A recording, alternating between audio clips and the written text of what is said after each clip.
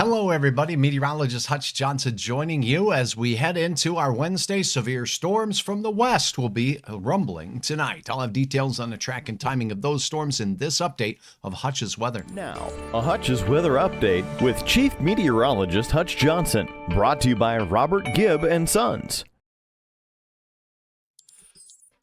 We start with straight up facts, temperatures in the 60s to get us out the door, and maybe even a little bit warmer out to the east where you see the orange colors closer to 70 degrees. Look at the cool pool out in Montana heading our way, pushing into the western Dakotas. Temperatures there in the low 50s for some, with another day of near record highs. We should tie a record in Fargo. We'll be near a record high once again today in Grand Forks in the 90s. Notice 96 up in the the Hallock area there in Kitson County. 90s in the Twin Cities all the way out to Duluth, where things will be in the 60s and 70s there, a little bit cooler. Notice the cool pool sliding in from the west.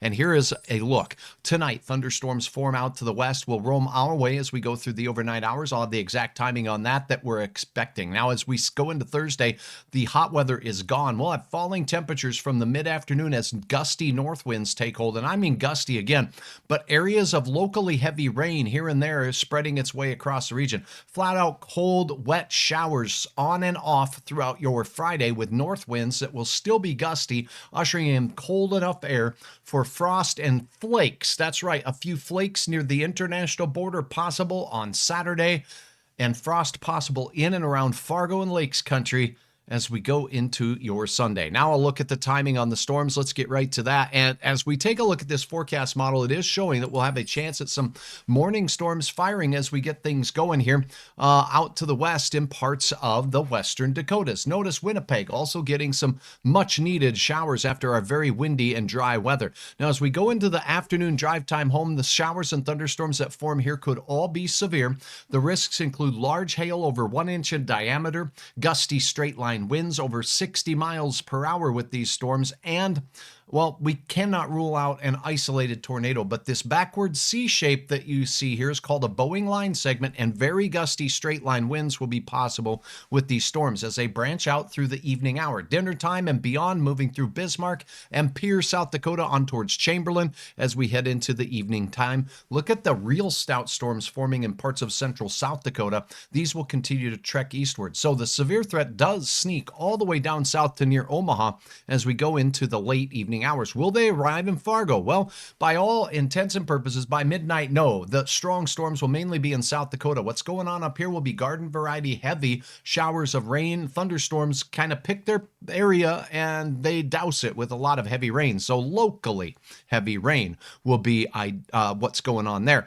Showers and storms blowing their way into parts of central Iowa and central Minnesota as we start the day, but staying south of Grand Forks, Devil's Lake, and Fargo-Moorhead, with a chance at some of our west central Minnesota counties getting in on the morning mix tomorrow with some scattered showers and rumbles of thunder. These storms will blast away in the morning hours through Minneapolis, but this is not the Thursday main event. This low pressure system will set up shop here in parts of the Dakotas and in towards western Minnesota, bringing a chance of strong storms in Lakes Country and points east as we go into Thursday. I'll keep you updated on that a little bit later. That's a look at the track and the timing. Now a look at the rainfall, because that rain lasts for several days. Many areas have a good shot over this 3 to 4 day period of picking up over 1 inch to 2 inches of rain. Some under gully washers will get over 3 inches of rain, maybe even more than that. As we go across Minnesota, more sparse with hit and miss showers and thunderstorms and the track thereof impacting who gets over 1 inch. But many of us seeing several tenths of an inch, at least a chance thereof, as we head into the very cool weekend ahead. I'm meteorologist Hutch Johnson. I will keep you updated. Thanks for following me here on my Facebook page. Thanks for subscribing to my YouTube channel anytime, anywhere on hutchesweather.com, hutchesweather.com. Interactive radar, as well as information on places where you can upload your photos and share your weather with all of us.